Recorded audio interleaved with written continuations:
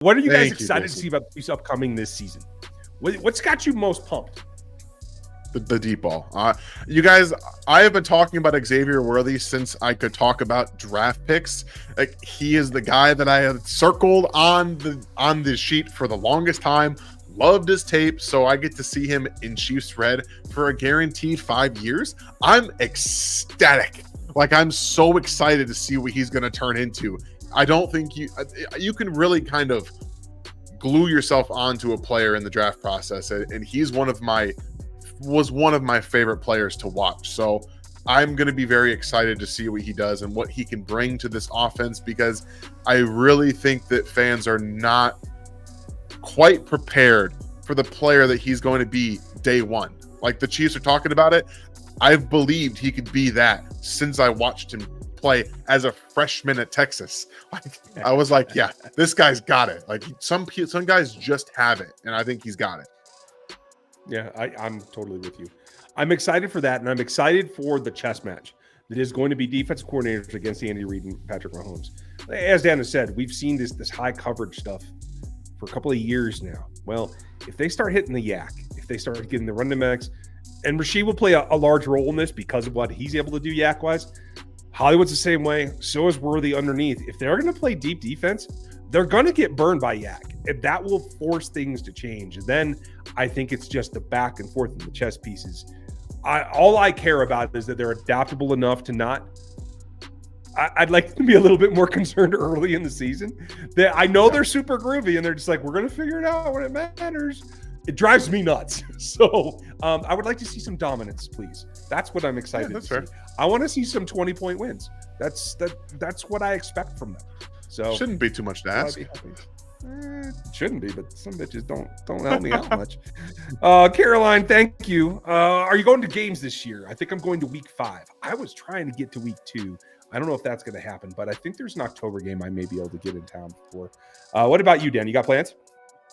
I don't. At this moment in time, it's a little too expensive for us to go, because we want to take Avery with us this time. She's going to be 6 in December, and unfortunately, it's a little outside of the price range for us to go and be, feel like it's something to do, and that's unfortunate. But that's also the reality when you have a winning team, and I understand the economics of it. It's if I can find a way to maybe get credentialed this year as my last year in Kansas City, guys. I mean, I don't know, just saying.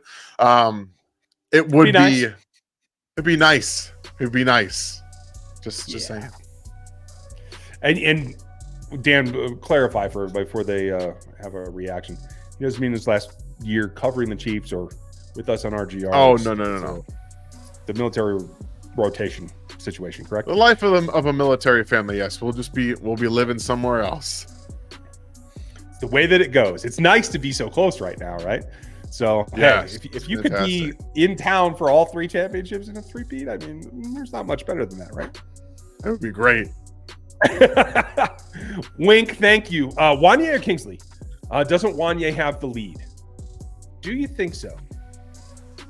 I'm not convinced. I mean, I don't know that anyone has the lead. If I had to say right now, the fact that they wanted to trade up for Kingsley would tell me that he has the clubhouse lead. When a team tells you that they wanted to get this guy really, really badly, and they drafted a tackle the year after they drafted a 3rd-round player and also brought in Jawan Taylor to be their right tackle, it tells you how they feel about, the player, and how they want this to go. So I would say Kingsley, because the team went and said, this is the guy that we want. It doesn't mean that one still can't win it. It doesn't mean that at all. But no, not at all.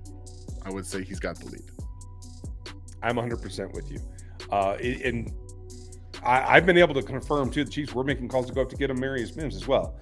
So they saw 2 uber athletic tackles as the guys they wanted to have a shot at. And that's not against Wanye. He is athletic, but he's just not elite. And so I see a future for Wanye guard, too. He'll be one of the top 5 eventually. I think that could seriously happen. So. And that's the plan, right? It feels like Trey Smith is maybe not going to be in Kansas City. And they're like, hey, Wanye, why don't you play guard next year? I mean, swing tackle this year, guard next year. How do you feel? That's how it feels to me. Life simple. Right? let me simplify your life, buddy. Pono, Zamet makes it 53, even if he doesn't deserve it. Clark assures it per this in an international business news for himself. Oh, I see where you're going, Pono, but I'm not sure.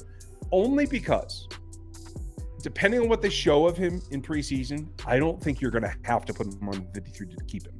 I think he'll be a practice squad player. I think he's shown enough from what I've heard about the reporters that are able to watch practice. He's shown enough of just getting into it, that the natural way that he catches the ball in particular will be enough that he will make the practice squad.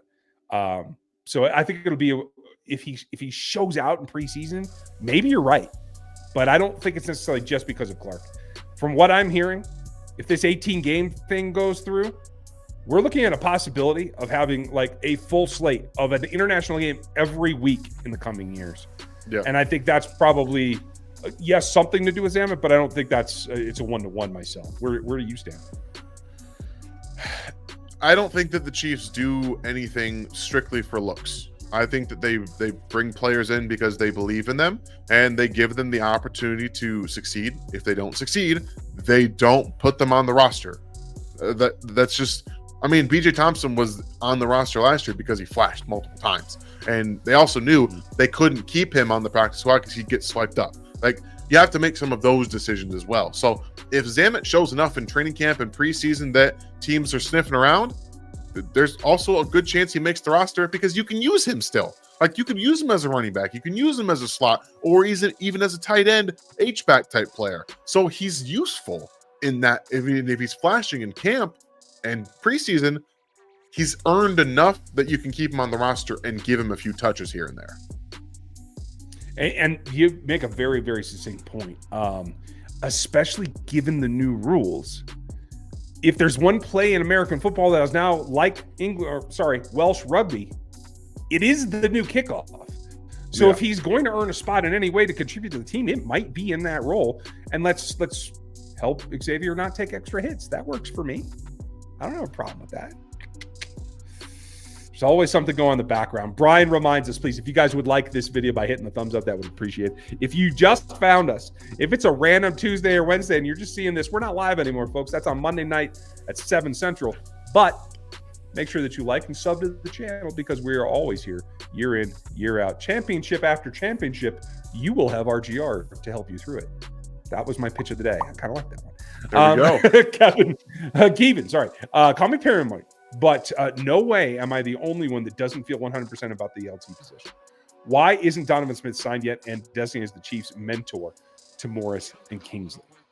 That's a very good question. The mentorship aspect is an interesting one there. I just think it's physicality. I think he's going to be like, if they feel they need a back, I think it's going to be like Pennell last year. Listen, buddy, we'll call you in October. Just enjoy the couch. Take it easy. Keep your joints loose. That kind of thing.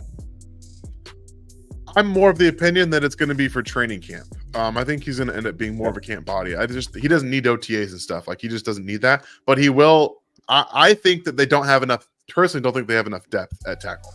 I would love to have 2 for left and right tackle. If you bring in Donovan Smith, he can back up left tackle, and then whoever loses the left tackle job, back up right tackle. Because they both have experience playing right tackle. So you have it built in already to your roster. That's what I think is going to happen because, like I said, he doesn't need this whole process beginning. He doesn't need OTAs, all that other stuff. So they can bring him in, work him in training camp, and just have him be there as the backup when the time comes. I agree. And I know some of you are screaming, what about Lucas Niang? Lucas has to take a big step forward if he's going to compete to stay on this roster. I'm having trouble seeing it from here. Ben, nice to see you, buddy. You guys do great Chiefs content. Thank you. Been a subscriber for 3 years now, Ben. Dang. Well, thank you for being back. And I know I saw some other comments for you. I hope I already got them if I didn't. But cheers to you, buddy. And welcome to the memberships, all of you guys that are new there. Make sure you get your content because you get members-only videos from us. You get behind the scenes. You get my game notes, the whole 9 yards. So. Tyler, do you see the defense better or worse this season without Sneed? Big loss, but younger players are getting better. It's a great way to look at it.